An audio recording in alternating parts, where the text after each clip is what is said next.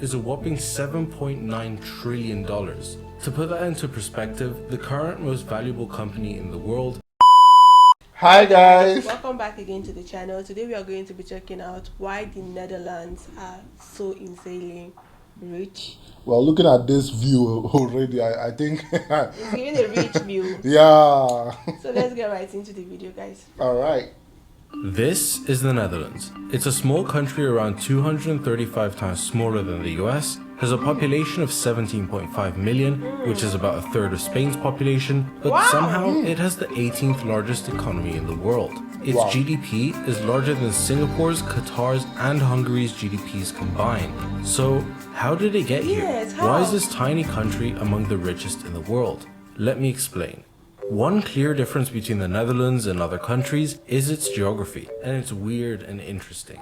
It's located in the northwest of Europe, next to the North Sea, and is a really flat country, with more than a quarter of it lying below the sea level. There's actually a saying that goes... Yes, there's a video we checked and we saw that the Netherlands did a lot of land reclamation. Yeah. But recently, there's a video I saw on Netherlands is the Dutch now, right? Yeah, yes. There's a video I saw that they said, okay, I think Dutch is currently sinking. I don't know how true it is. I think most of the land reclamation they did is actually not feeling so fine anymore, that it's actually sinking. And I'm asking you guys now, is that true? Is that correct? Wow. So let's continue. God created the earth, but the Dutch created the Netherlands. Exactly, I love referring to the the saying. fact that throughout history, the Dutch have been fighting to keep the water out of their country.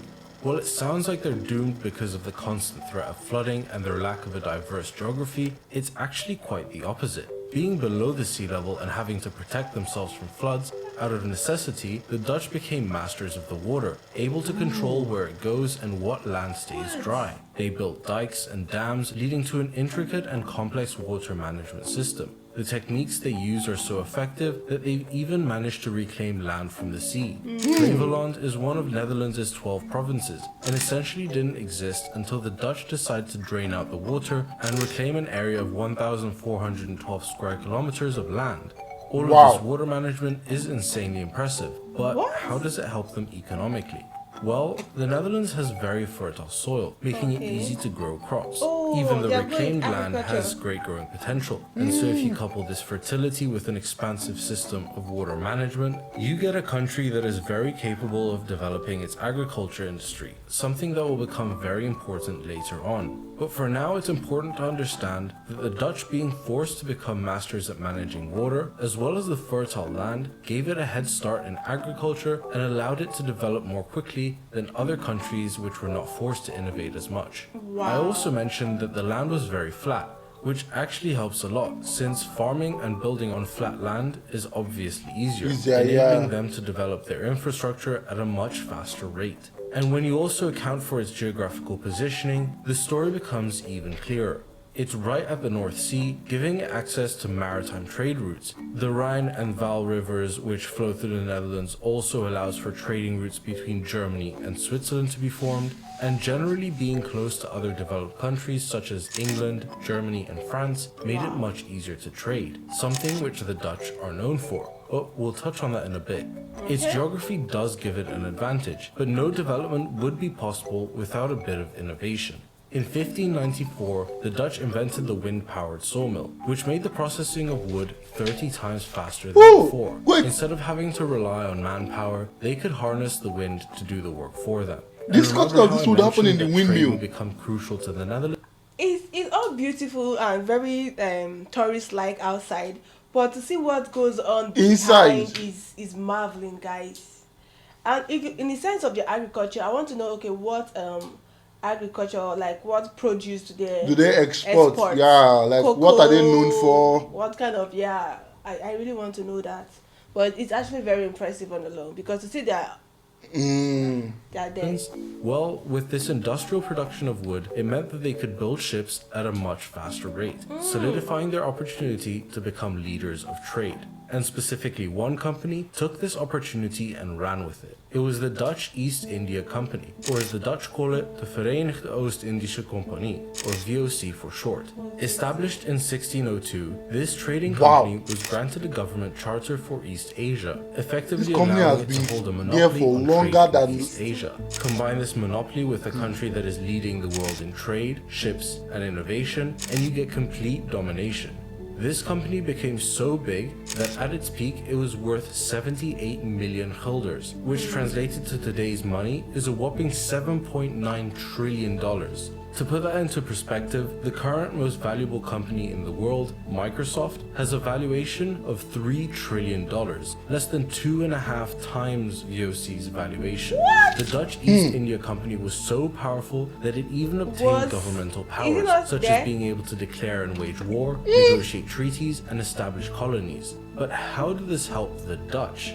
Well, it's logical to assume that the VOC being so powerful and impactful brought a lot of trade and money into the Netherlands. This then helped the Netherlands become a center of commerce and grow into an even larger economy. Fun fact, the first stock exchange was actually established in the Netherlands in Amsterdam in 1611, and this, of course, attracted even more investment to the Netherlands. The Netherlands becoming an economic center in the 17th century also attracted highly educated people from all parts of Europe. People would come to the Netherlands in search for higher paying jobs and opportunities, therefore creating even more economic value, which amplified the wealth that was in the Netherlands. Wow. But that was 400 years ago. What about now? How is it still holding its place in the world economy?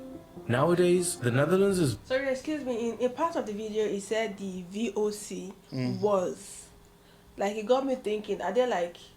A relic of the past, no? Relic of the past, or the company is still in active production, or they are still there? I doubt that kind of a company will ever fold.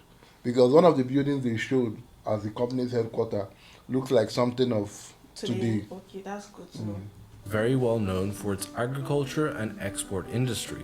Carrying on from its past, the Netherlands continues to put emphasis on their agricultural sector. This also includes innovation in agriculture. The University of Wageningen ranks as the best agricultural education institute in the world, and the Dutch are constantly researching ways to improve the efficiency of farming. Agriculture can explain part of why the Netherlands has such large exports, but the other large part of the exports are due to something called the Rotterdam effect. This phenomenon, named after the Dutch city of Rotterdam, famous for its massive port, refers to imports that are quickly re-exported out of the country. This happens because for some countries, it's actually cheaper to import products via the Netherlands rather than directly from the source. And re-exports count as an export of the country, which explains why the Netherlands has such high exports. In fact, this Rotterdam effect typically accounts for around half of all exports of the Netherlands. Apart from the export and agriculture business, the Netherlands is also an attractive country for other businesses and investments. Its political and economical stability, as well as the access to a highly educated and skilled workforce, makes it much friendlier for businesses. Linking back to its geography, it's very useful for businesses to be so close to other economically powerful countries such as Germany, meaning they have great access to these markets, sweetening the prospect for establishing a business in the Netherlands. The complex and intricate tax system and tax treaties also means that large corporations can find loopholes in order to not pay as much in taxes. It then makes sense why so many large corporations benefit from having headquarters in the Netherlands. It turns out that the geography, history, politics, and clever systems of the Netherlands all contribute to its riches. This wealth was not built overnight, but instead took centuries of innovation and competition to reach this scale, which also goes to show how important time is in amassing wealth. And it's interesting to think whether the Dutch would be as prosperous today if they hadn't had to face the challenge of keeping water out of their country. If you enjoyed this video, please make sure to subscribe. It helps the channel out a lot, and YouTube thinks you'll enjoy this video too. See you next time. Wow, this is impressive. It is not something of today.